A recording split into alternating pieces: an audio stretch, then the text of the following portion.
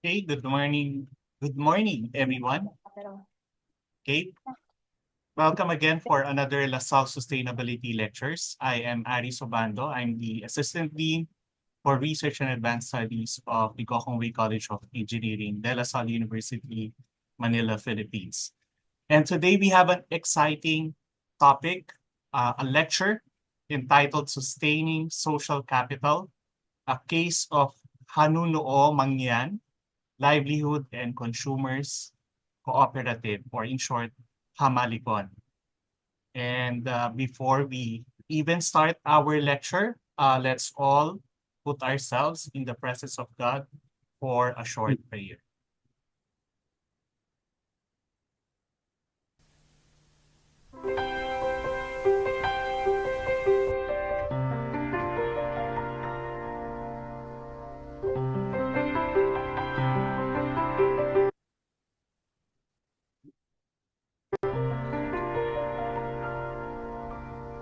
Let me be the change I want to see,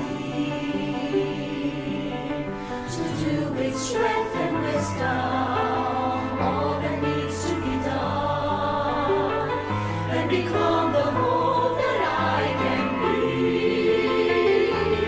Set me free from my fears and hesitation.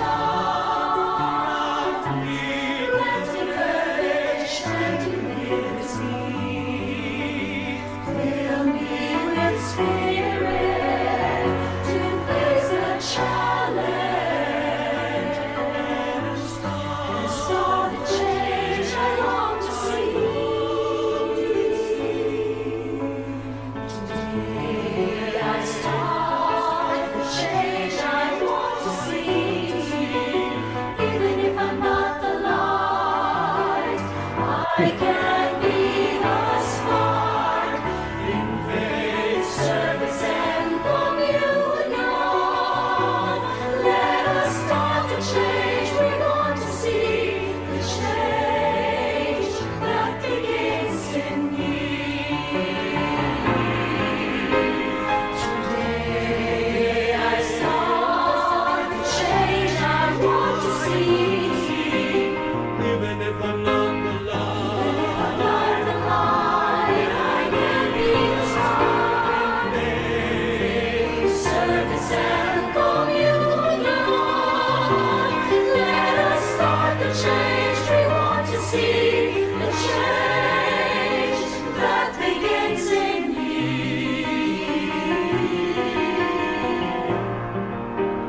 Jesus in us. Jesus in us.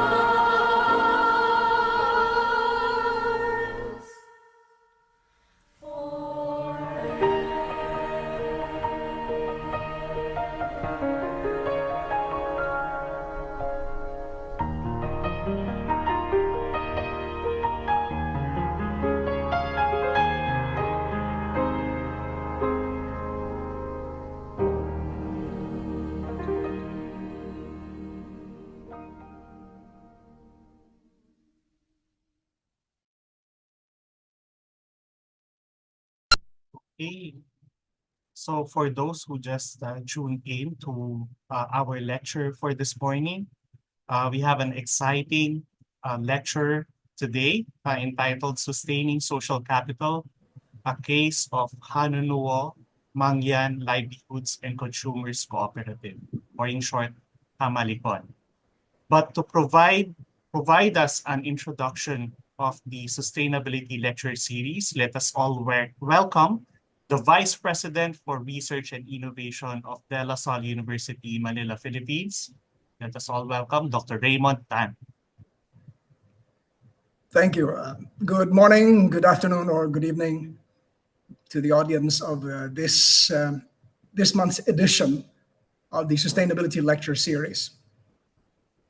Today actually marks the completion of a full half decade of this lecture series, which was initially conceived in late 2020 during the dark days of the COVID-19 pandemic. A small group of people consisting of the current Dean of the Gokong Wei College of Engineering, Professor Kathleen Aviso, Chancellor Emeritus Dr. Carmelita Quebenco, Professor Alvin Colaba of the Center for Engineering and Sustainable Development Research, and myself, we thought it would be a good idea to launch a platform for periodic sharing of activities and findings from across not just the Philippines, but the entire LaSalle network represented by the International Association of LaSalle Universities. The lecture series was launched with an inaugural talk in January of 2021, inspired in equal parts by the encyclical of the late Pope Francis. Laudato Si inspired Catholics from all over the world to adopt greener lifestyles, and also by the United Nations Sustainable Development Goals that were also launched in 2015. I said we've completed a full half decade. This is an important milestone because at the same time, we are also half a decade removed from 2030, which is the original deadline for the achievement of the Sustainable Development Goals. So as the sand pours through the hourglass, there remains a pressing need for us throughout the entire world to use our knowledge to enable progress towards the achievement of these goals for the good of humanity, for the good of the Philippines and communities throughout the planet. As a result, we have held the lecture series on a monthly basis, except on holidays, typically the last Wednesday of each month, drawing on resource persons from the entire IALU network on various topics related to sustainable development. And today we have a speaker who has graciously accepted our invitation. Our speaker is from De La Salle Lipa in southern Luzon in the Philippines. Finally, let me just say a few words that, of course, the continued success of this lecture series draws on the work of volunteers, in particular, Professor Aris Ubando, who joined the team several years ago, the entire University Sustainability Office, led by Executive Director Nonoy Maralit, and represented often by Riodel Masilungan.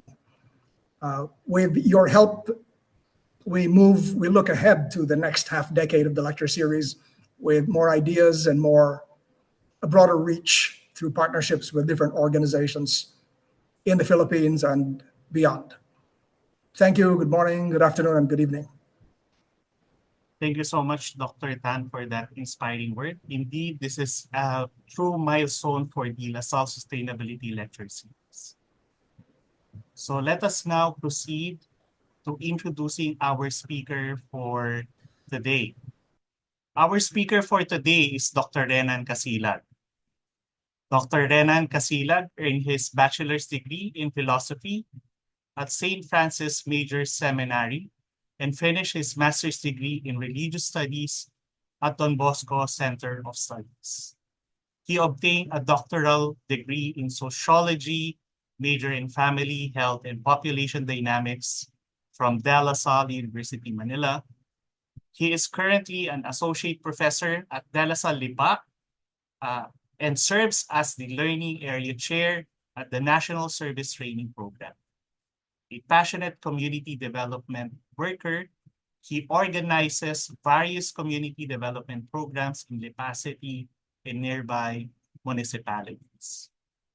Currently, he spearheads the Lambat at Bangka, Pamalakaya, Kabuhayan at Pag-asa, a fishnet and fishing boat project for the lakeshore communities of the municipality of Mataas na Kahoy, Batangas.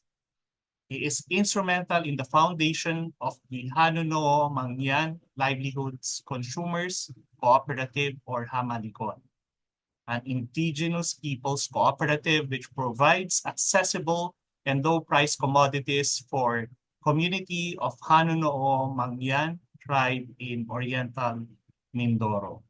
Since 2017, Dr. Casilag organizes annual Paskong Lasaliano for the members of the cooperative and helps promoting its membership.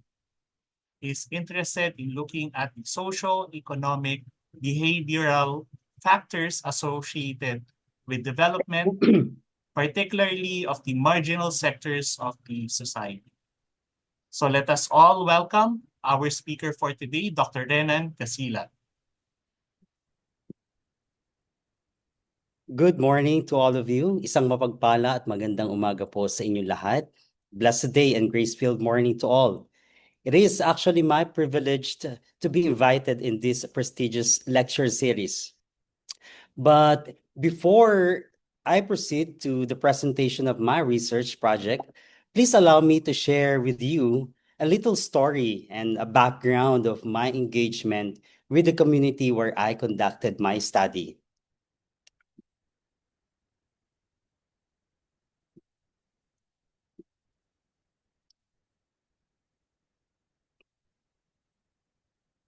Now, it was 2016 when a Lasallian brother by the name Brother Emong Virumal FSC invited the members of the religious studies and philosophy area here at De La Salipa to join him in the DLSP Mangyan project.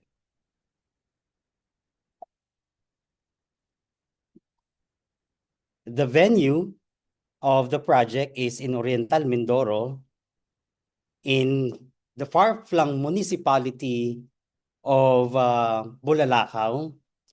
And since my maternal roots is in Mindoro, I willingly said yes to the invitation. Plus, the thought of long hours of travel and hike made me more excited to join. And so, I found myself sharing the table and laughing with the Mangyan community. I felt at home indeed. However, when the good brother explained to us the nature of our engagement, I expressed my apprehensions. We were supposed to write a module integrating the culture, particularly the language of Mangyan. That night, during the evaluation of the first visit, I respectfully declined, and I told the brother that it was not my forte, and I could feel that destiny brought me there and called me to a different mission. The picture here, the previous picture is taken on the place where we usually stay in Bulalakaw, Oriental Mindoro. Now, this picture, barefooted children or Mangyan, caught my attention during our second visit. And so I started my stint as a fundraiser and organized a project called Share a Boot for a Mangyan's Foot. I was elated to see how the children received the colorful boots with so much fun and excitement. However, during the second walk, I noticed that most of the school children who received the boots during the first walk were still barefooted. I wondered and asked the teachers why, to which they told me, mas gusto po talaga nila ang nakapaalang, sir. I just laughed at it and told myself, enough for the boots. The following year, I organized a project which would later turn into a series of Paskong Lasalliano, kasama ang mga Hanuno'o. That same year, the elders of the community aired to me their intention to establish a cooperative and requested for my assistance. Initially, I was doubtful of the idea.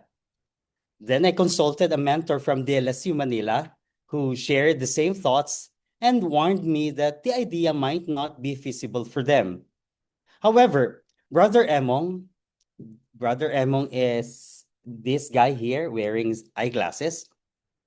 Brother Emong encouraged me to give it a try. But since my full-time job at De La Salipa is to teach, I requested the manager of our community service extension office, who happened to be a former colleague in the NSTP, to send the staff and look for the possibility of putting up a cooperative. And vis-a-vis the effort of the De La Salipa Extension Office to establish a cooperative, beside this effort, the Paskang Lasaliano continued addressing the community's basic needs. We raised money to fix their water pipes. That's a project. And we donated 2 carabaos and helped in the renovation of their classroom. So this is one of the carabaos that we have donated. Starting to establish cooperative. So from 2017, from the start of the consultation, the cooperative was officially registered in 2020. Just last year, in 2024, it received 400,000 grant from CDA to put up a rice store. So from few willing members in 2017, it is now more than 100 members. Actually, this coming December 13 to 15, I shared this a while ago to Dr. Rochelle, we will be again visiting the community for Paskong Lasaliano Year 7. And that's how my engagement started and developed for the past 9 years.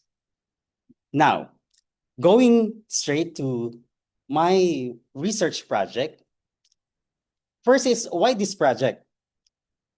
I have shared with you just a while ago, about my apprehensions and the precaution of my mentor about the idea of cooperative in an indigenous setup. What I did is I consulted first the Gurangons or the elders of the Hanuno Mangyan. I asked about a value system present in their community, which is most likely near or associated with the different principles of the cooperative.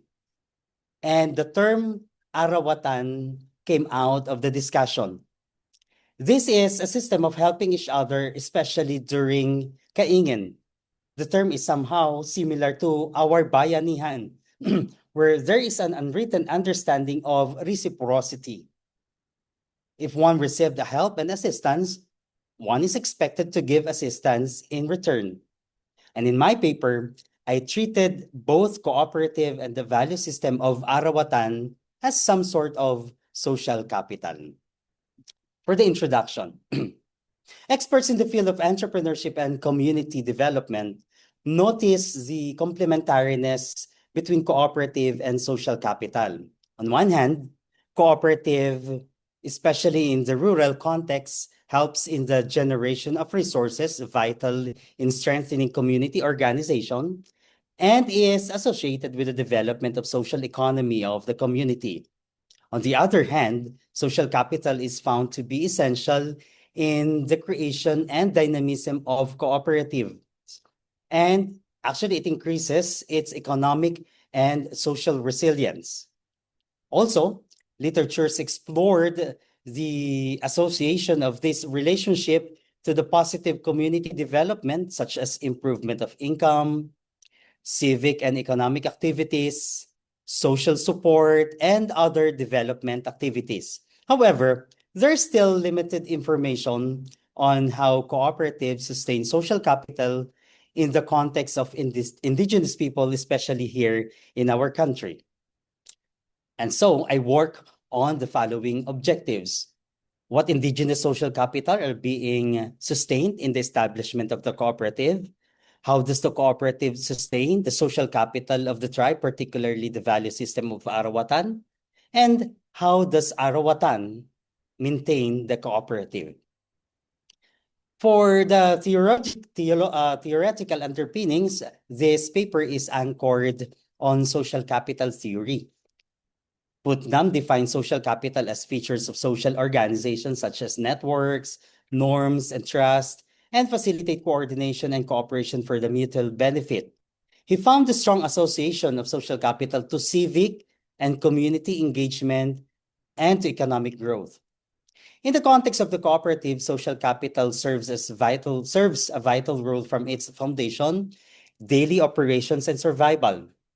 Nahapiat and Ghoshal explored social capital and its antecedent elements embedded in the actors of the social networks and define social capital as the sum of the actual and potential resources embedded within, available through, and derived from the network of relationships possessed by an individual or social unit. He proposed three dimensions of social capital, such as structural, relational, and cognitive. These dimensions can be found in a cooperative where social capital is inherent. Now, social capital and cooperative.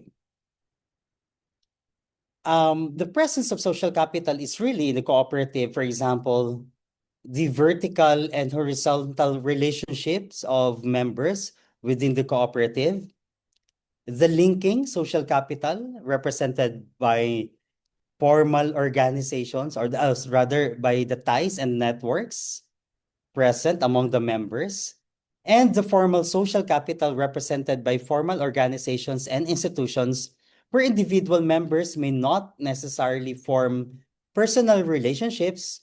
These are all forms of structural and relational social capital. More so, the trust, the cooperation, the norms, and shared vision inherent in a cooperative are forms of cognitive social capital which facilitates the operation and survival of the cooperative.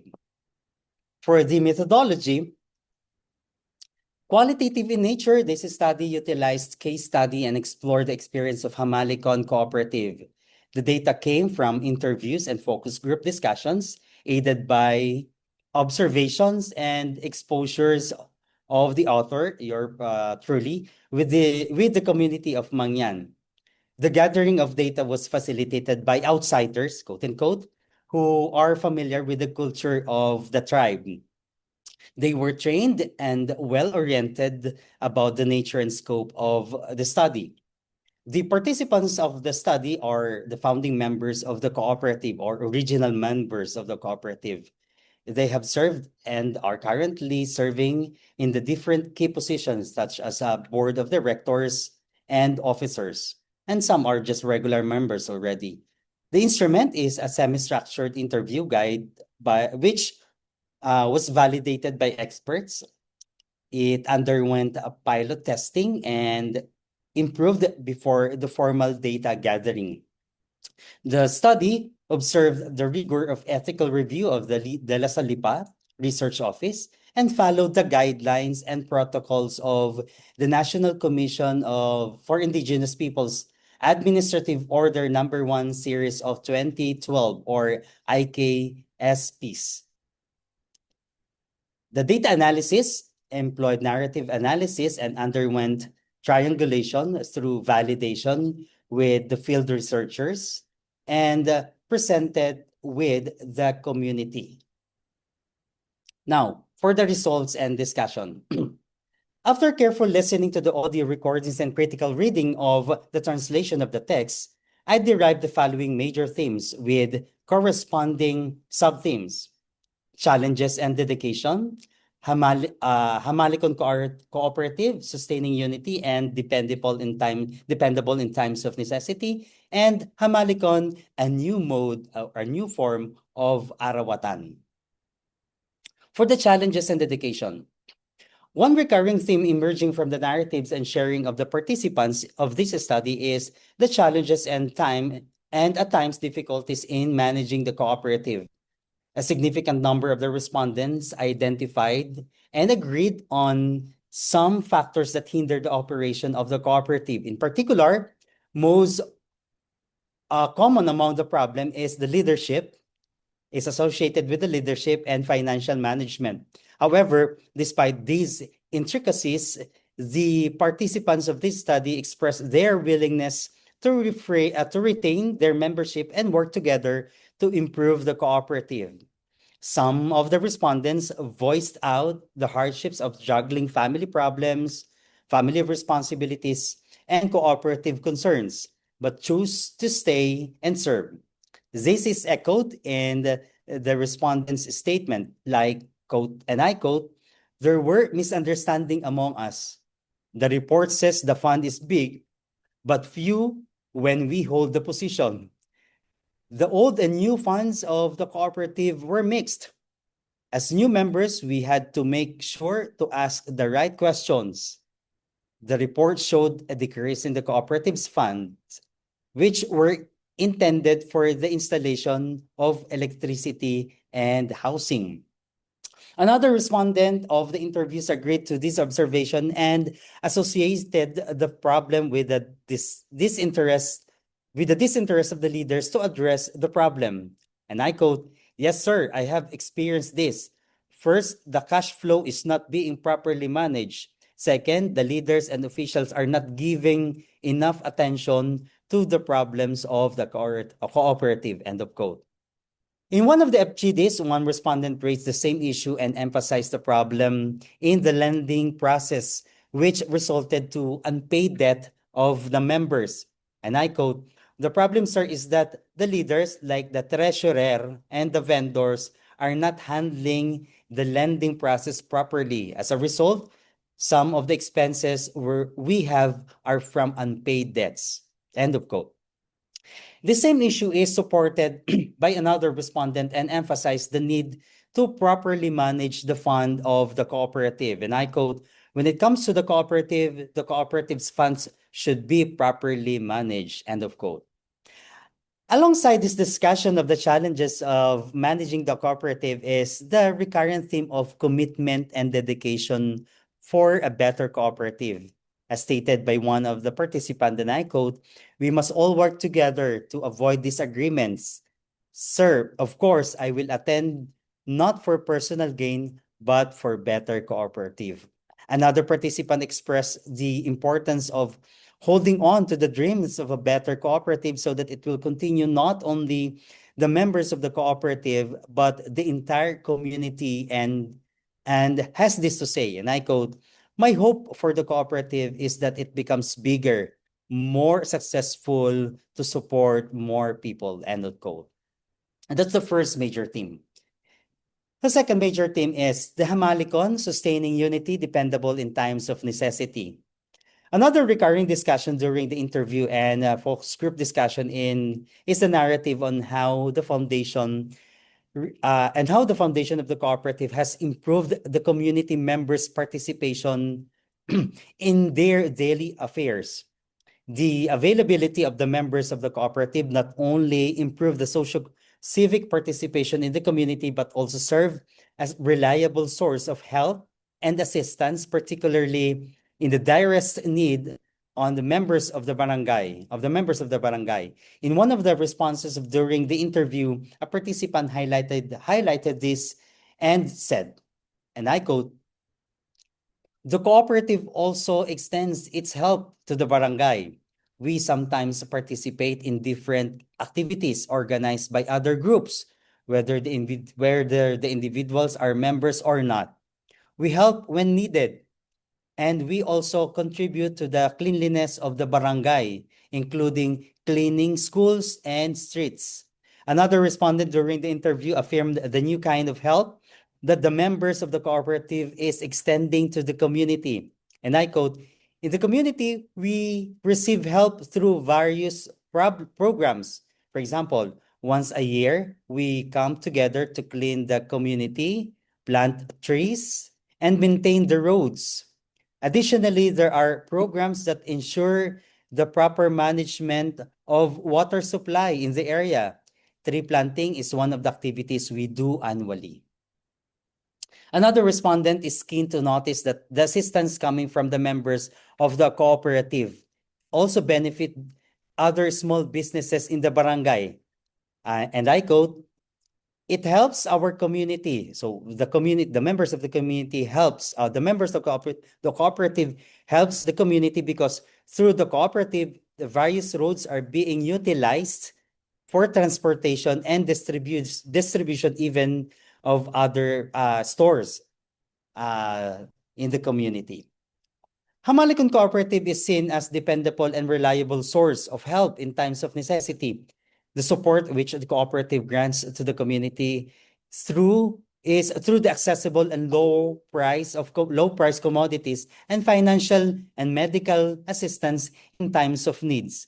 One of the key informants appreciated the convenience of these accessible products and said, and I quote, "As I mentioned, sir, we used to travel long distance to buy what we need.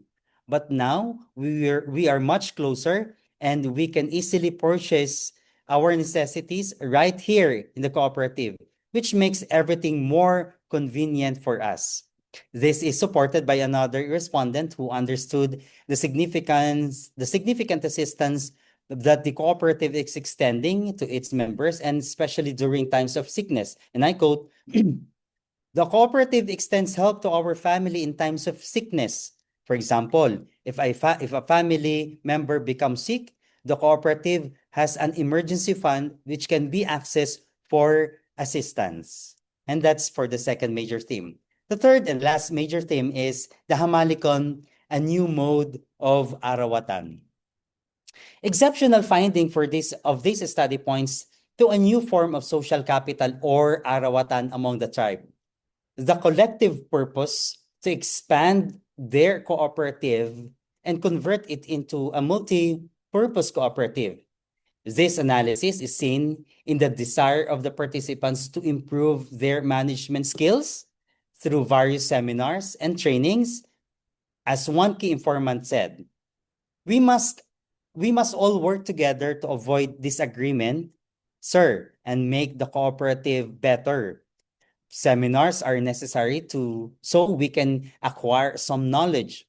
Sir, of course, sir, I will extend for the sake of the cooperative, not just for my own benefit. Or I will attend for the sake of the cooperative. Another participant agreed and said, "I also ask myself how we can achieve this, the vision of multipurpose cooperative." The seminars are conducted by the regional and municipal authorities. Other centers also organize seminars to educate people about the cooperative. These are important steps to gain knowledge out of end of quote. Another respondent have this to say, "I am suggesting that we can request Dela Salipa and to add more seminars and training session for us." So those are the three major those are the result that the three major themes that I've derived from the analysis of the data. Now, for the discussion, konti na lang po.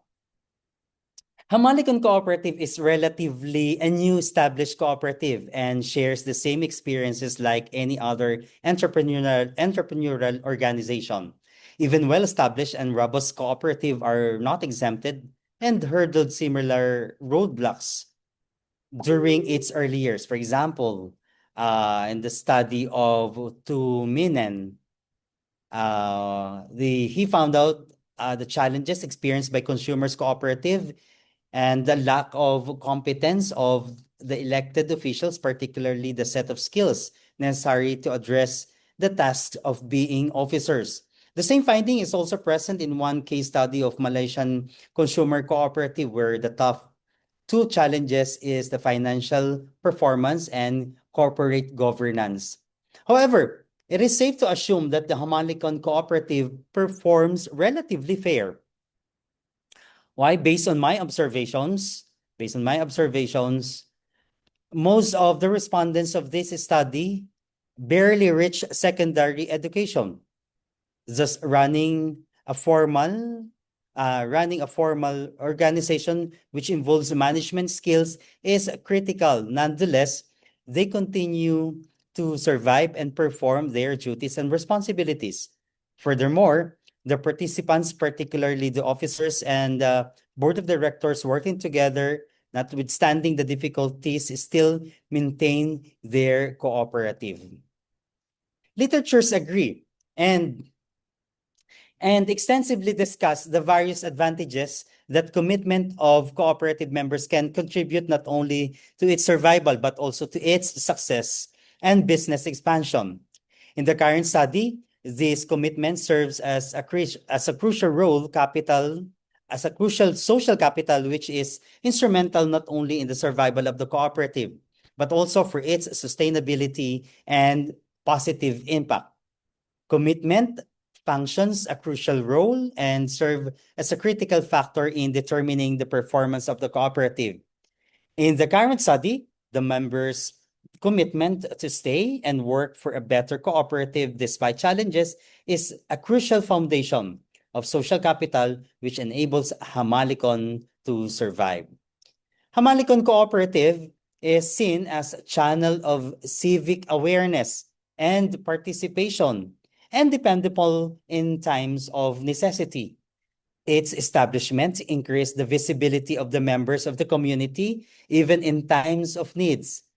This result supports the words of Maggie that cooperatives serve as quote-unquote vehicle of mobilization and drives community development. People working together in the community eventually builds trust while providing the need of each other. Likewise, this is aligned with the findings of TAC, who found that members of the Venezuelan cooperatives are more likely to get involved in the community matters compared to other types of organization in the country. Indeed, cooperatives like Hamalicon can provide its members opportunity to be engaged not only within but also beyond their organization. Additionally, the findings in this study resonate that of Olamine and et al. And reveal that among the Venezuelan cooperative, the authors found significant role of the social enterprise in the cooperative in driving community development and well-being. In particular, the study underscore how the cooperative can address social issues and improve the living condition of Venezuelan. The current study look at social capital at different perspective. Hamalicon Cooperative not only facilitates but also strengthens the sense of unity or arawatan of the Hanunoo Mangyan tribe. It now serves as a source of social capital in the form of civic participation and volunteerism, a practice which is inherent in the tribe but obviously increased when the cooperative was established in their midst. Furthermore, the accessibility of the daily needs and the financial and medical assistance that the cooperative is offering to both members and non-members is phenomenal. This sense of dependability in times of necessity is unprecedented in the context of the Hanunoo Mangyan tribe.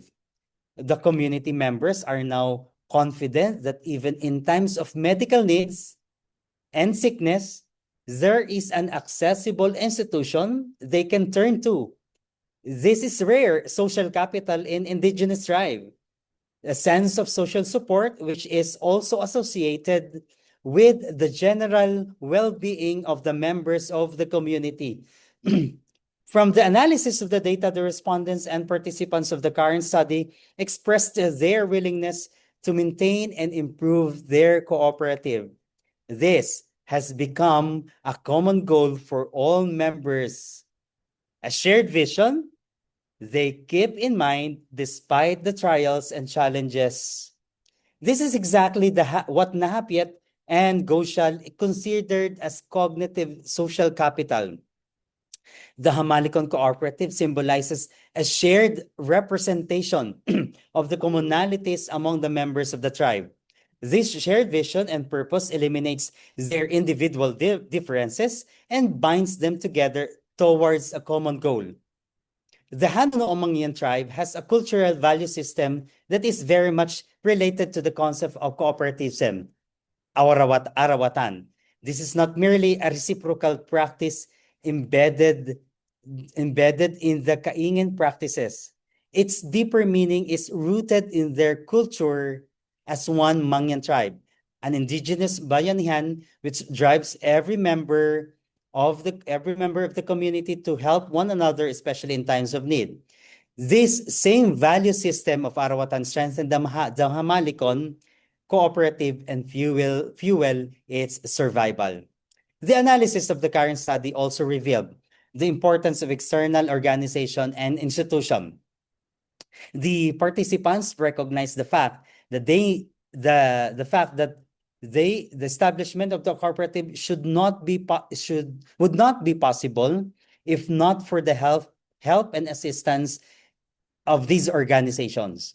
These networks of the communities and institution, as what Bandari and Yasunobu said, are forms of social capital, where the members of the cooperative have constant transaction. The presence of these organizations is not unprecedented among the Mangyan tribe. However, as to the extent of the potential community development, these formal organizations are indispensable and are very essential. Conclusion.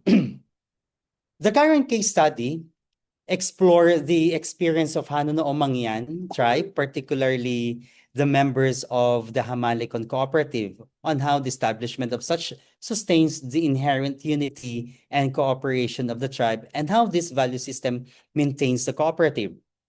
From the analysis of the data, from the participants' narratives and stories, it is safe to conclude that despite the challenges in financial leadership management, the cooperative still strives owing to their commitment and dedication. The reciprocal relationship between the establishment of the cooperative and the cultural value of Arawatan is evident from the experiences of all the participants. On one hand, the cooperative members are always ready to lend a helping hand to the community needs and events, even school affairs. These actions contribute an essential presence to the community through the increasing sense of civic awareness and participation, thereby instrumental in sustaining the tribe's sense of unity and cooperation. Furthermore, the cooperative is a phenomenal embodiment of Arawatan. Again, the cooperative is a phenomenal embodiment of Arawatan, a value system not merely focused on reciprocity, but willingness to aid the members of the community, especially those in need. And on the other hand, this same value system inherent among the Hanuno Mangyan tribe produce another social capital that binds them together, a shared vision and a common goal of working together to achieve their dream of a multipurpose cooperative.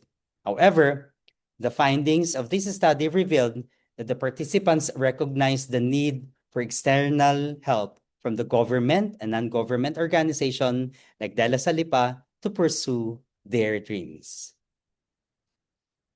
And that ends my presentation. Thank you so much for listening. Thank you so much, Dr. Renan. So let's give our speaker a round of applause. Thank you so much for that very moving lecture. I can see Dr. Carmelita Quebenco raising her hand. Dr. Carmelita.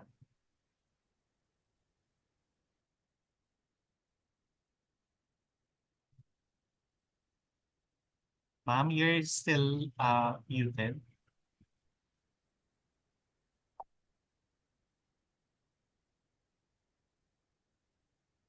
Ma'am, we can Hello po, see ma'am. you, but you're still muted po.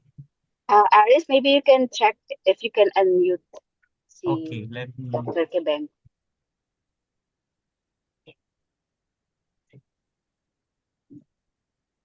Okay, thank you. Okay, we can hear you po.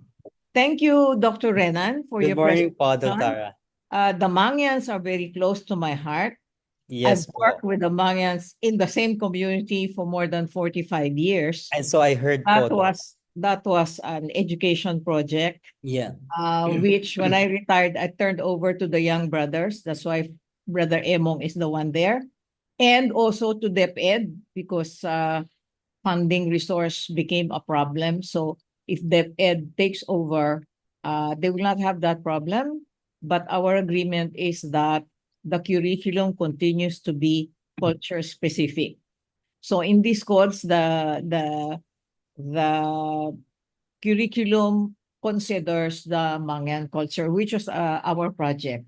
You mentioned that leadership needs to be strengthening. This is part of what you see. I want Yes. to know that that was also the case in our education project. In fact, I think up to now, there are still some remnants of that. Yes po, Doc.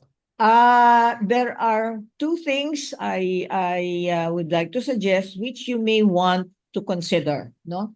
Yes po, One Doc. of them is, I don't know if you have a cooperative board, no? It's a board of trustees for your cooperative. You may consider membership from the Mangyan Fundación Hanuno Mangyan Indigenous Foundation. They have that. It's called Yes po. Fundación Hanuno Mangyan Inc. No? Mm-hmm. You can ask some of their leaders to be in your board. You should be in that board, being project leader, and some other non-Mangyan members, but make it a point that the chair is a Hanuno Mangyan leader, I see. and majority of the members should be Hanuno Mangyans. No, that way they clearly have the majority there, and you cannot be accused of, you know, trying to coerce them. No, so Yes that's po. very Yes po. important to them that they have the upper hand. So that now this co-op board can meet every quarter, and Mhm. part of your agenda should be auditing. I see. Okay, so you can audit resources that plow in, where the resources went, are they consistent with the priorities of the cooperative, and so on. So you might want to think about that and consider it, no? My second suggestion is, usually if there is some weakness in the leadership, the members don't know what to do. They're usually divided. Some will say, let's change leadership or let's penalize leadership, but majority will not. They will hesitate not to do that. Yes po. Part of what you may want to do, since you are sociologists, no, is to try and empower the members to learn within the scope of their culture how to take the leaders into account. Mhm. They will have to learn how to make it a point that their leaders are accountable to them because they are the members, no? Yes po. They find this very, very difficult to do because they look at the leaders as they're up there and we're down here. So how do we make them accountable? You might want to conduct some training programs and encourage them to learn how to do that, of course, within the scope of their culture. Slowly, when they develop that, I guess the leaders will be more conscious of their responsibilities, and maybe you can make that as part of the commitment of the members. Okay, to make sure that they make their leaders accountable, no? Okay, so that's it. I really hope, Renan, that you become very successful because, as I told you, I love the Hanuno Mangyans. I do. Apo. Sige po. Let's pray and hope for that. Thank you so much for your suggestions po, You're Doc. welcome, Renan. If there's any way I can help you, you can get in touch with me. Yes po. Yes po. Thank you so much Thank po. you. Thank you. Thank you so much, Dr. Kebenko, for your suggestions to Dr. Renan. I can see Dr. Raymond Tan raising his hand. Dr. Tan? Hello, can you hear me? Yes, we can hear you. Go ahead. Renan, I'm curious about the younger generation. What percentage of them or what fraction of them are intent on preserving their heritage, staying with that community, and at the opposite extreme, of course, what percentage are perhaps inclined to integrate with outside society?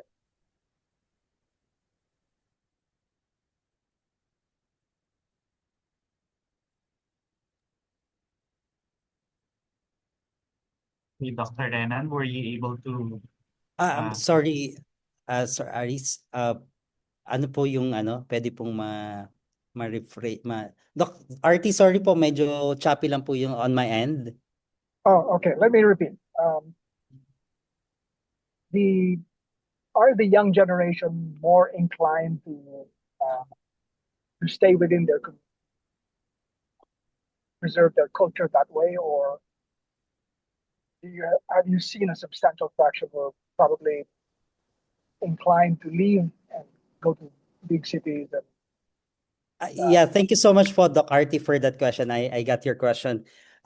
From my impression, yeah, you can sense from their from the day from my conversation with them, you can sense that many of them have this inclination to to get out, to migrate, to study here sa proper town proper. It's just that they lack the resources.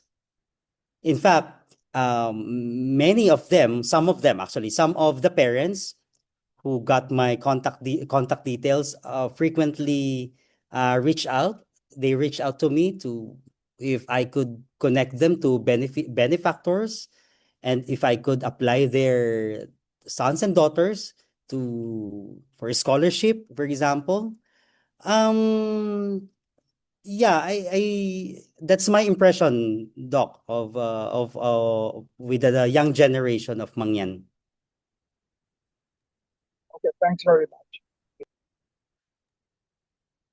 Thank you so much, Dr. Tan. We have some questions, Dr. Renan, in our chat box. And since your research is quite moving, we already have a volunteer. We have Mr. Harry Francisco volunteering and already sharing his contact number. So perhaps you can get in touch with uh, Mr. Harry Francisco. But he also has some question. Sir Harry, are you there? Anyway, he posted some questions here. So let me just, ayan, si Sir Harry. Hi, Sir Harry. You're still muted po. Let me just see.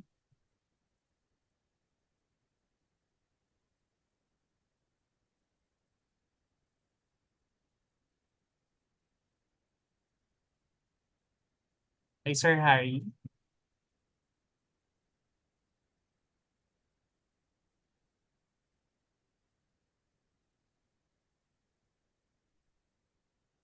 Okay. So let me just read some of the questions of Sir Harry. So he mentions here, do members have income of their own? Can you hear me? Can you hear me? Sir Harry, we can hear you now po. Oh, okay na? Can you hear me? Yes, yes, we can hear Okay, you. thank you. I'll try to be very brief.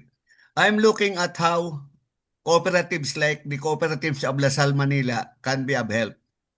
Before I retired, I was dreaming of uniting the cooperatives in LaSalle schools.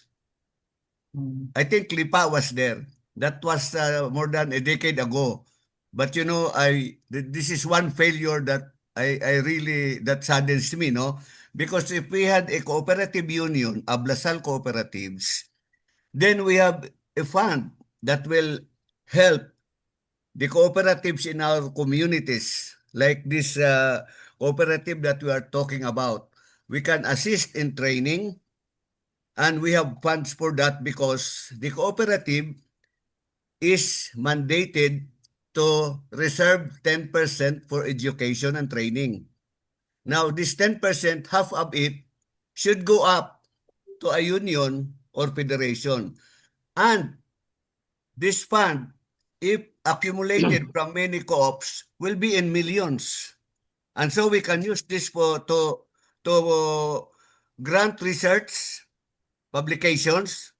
Those who will be writing things about cooperative, we can give grants out of these funds because this will be for training. And hopefully, I am trying to go back to that wish, and I hope Dr. Kebenko, I will try to make an appointment with Dr. Kebenko of LaSalle, Philippines, if she can help me convince cooperatives of LaSalle schools or LaSalle supervised schools to join hands and put up a cooperative union of cooperatives, school-based, university-based cooperatives like LaSalle, like in Cavite, like in Green Hills, like in Manila. We have 2 co-ops there. One is a student co-op. So we have 5. If we can add 5 more, because the minimum is 10, then LaSalle will have a strong cooperative union with mandated funds that will have to be automatically remitted to this union. And we will have a fund that we can rely on in terms of sustaining all cooperatives that are operating in our community. Not necessarily the members are from LaSalle schools. But if, like this example of a cooperative of these Mangyans, we can embrace them as part of the community that we are servicing. And we have 3% for community service. That is an added fund aside from the training fund. Now, as for me, I gave my number. I have visited Lipa, and I really am passionate in helping cooperatives, especially training. By December 5, I'll be lecturing in PUP cooperatives to their students. And it's payback time because, you know, sir, cooperatives has been my pader. It helped my family with my many children. It became my anchor, my foundation. And so I'm really that if we can have good co-ops in the communities, we can help uplift the members economically, socially. And that's why I'm volunteering. Anyway, this is a very good topic. And if we can have a union, we will have more researches, and the union can give grants out of the accumulated education training fund that comes from the members. So I'm going to make an appointment with Dr. Kebenko if she can help me convince all LaSalle schools with cooperatives, and that the cooperatives meet to organize this union, including LaSalle, Lipa. That's the thing moving forward to sustain, to make sure that this cooperative is sustained and continue to progress. Mahirap po ilang taon na po ba yung itong cooperative? Hello, 1, Doc. 2 years? So ano pa lang po, Doc? From 2020, nasa 5 years pa lang po. Okay, 5 years. I have visited many co-ops. In fact, last 21, I was with a co-op leader of Paco Soriano, community-based co-op, a big co-ops, with their manager who celebrated his birthday yesterday. But we celebrated it earlier.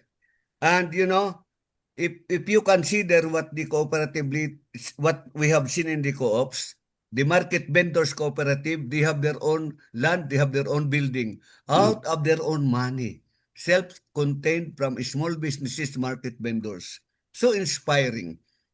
So maybe we can do more for cooperatives, not just that one, but in other communities, we can expand our assistance and make LaSalle a resource of cooperatives in terms of cooperative sustainability. Thank you. Thank you po, sir. Thank you so much, Sir Harry. Anyway, Sir Harry already shared his contact details, so perhaps Doc Renan can contact Sir Harry. We have a couple more questions in our chat box. We have a question from Andrew Pua.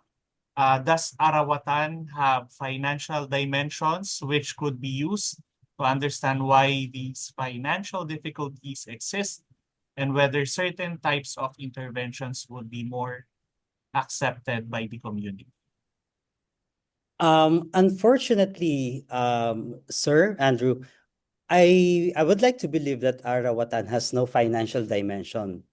Arawatan traditionally is a term applied during kaingin. It's like bayanihan during kaingin. If a member of the community started his kaingin. Others are not really expected. Others who are willing can help. And in return, during his turn, he would help that one person. So it does not involve money, actually. Yeah. I'd like to believe that also that this is really this problem, this financial management concern is new really to them. That is why Dala Salipa, through our cooperative here and through our engagement office. By the way, I'm not I'm not working directly with the office extending help or trainings to the members of the cooperative. I'm just some sort of a volunteer trying to give them or extend help to them in whatever capacity I can. So yeah, did you observe social capital contributing this functionality? No, not so far, not so far. But to answer directly the first question, the Arawatan does not involve finances, and these tasks is quite big for them. The task of managing the finances, the daily recording, bookkeeping, I think this is new to them. That is why they're really still struggling. Okay, thank you so much, Doc Renan, also for answering the second question of Mr. Andrew Pua. We have another question from Elvira Mensalvas. Her question mentions inherent in their culture is bayanihan. As you mentioned, there were issues in leadership and financial management, trust and commitment. Typically for startup cooperatives, what are the inherent behavior that are likely to change due to these issues, and how can those be resolved to retain inherent unique culture of the Hanuno'o tribe? I think for the inherent behavior, it must be their trust and confidence to each other. This inherent behavior is being affected by this new type of relationship or networks present in their midst. To address this, I believe De La Salipa has a continuous program for them, especially in managing their finances. I personally, every time I go there, like for example, this coming December 13 to 15, one of the sessions that I'll be bringing with them is volunteerism, the sense of commitment, the sense of oneness, because basing it from the results of my study, I tapped one of our some sort of expert, one who could share matters to improve their sense of commitment, volunteerism, and sense of unity. Okay, thank you so much, Dr. Renan. I think that's all the questions that we have in the chat box as well as our time. So let's all give a round of applause to our speaker, Dr. Renan Casilag. Thank you so much, Dr. Renan. So at this point, may we request to share the certificate of appreciation? So we will be presenting the certificate. So the certificate of appreciation is awarded to Dr. Renan Casilag, our research speaker, in grateful acknowledgement of his valuable contribution as a resource speaker in the LaSalle Sustainability Lecture Series with the topic, Sustaining Social Capital, a Case of Hanuno'o Mangyan Livelihood and Consumers Cooperative, or Hamanicon. Given this 26th day of November 2025, signed Professor Alvin B. Director of Center of Engineering and Sustainable Development Research. Also signed by Professor Raymond R. Tan, the Vice President for Research and Innovation of De La Salle University, Manila, Philippines. So again, Doc Renan, thank you so much for your expertise and sharing your research to us. You're welcome po, and thank you so much for the privilege. Ayan. Before we conclude, we would like to hear from you some of your feedback for us to further improve the delivery of the LaSalle Sustainability Lecture Series. So kindly scan the QR code shown in the screen or click the link as shown here. Okay, so that concludes our session for today. So thank you so much for your time. I hope you learned a lot from our speaker today, and see you next time. And that's all. Thank you so much. Have a good day. Thank you, Thank Ari. you. Doc Renan, thank you. Sir Harry, Thank you. Dr. Carmelita, thank you.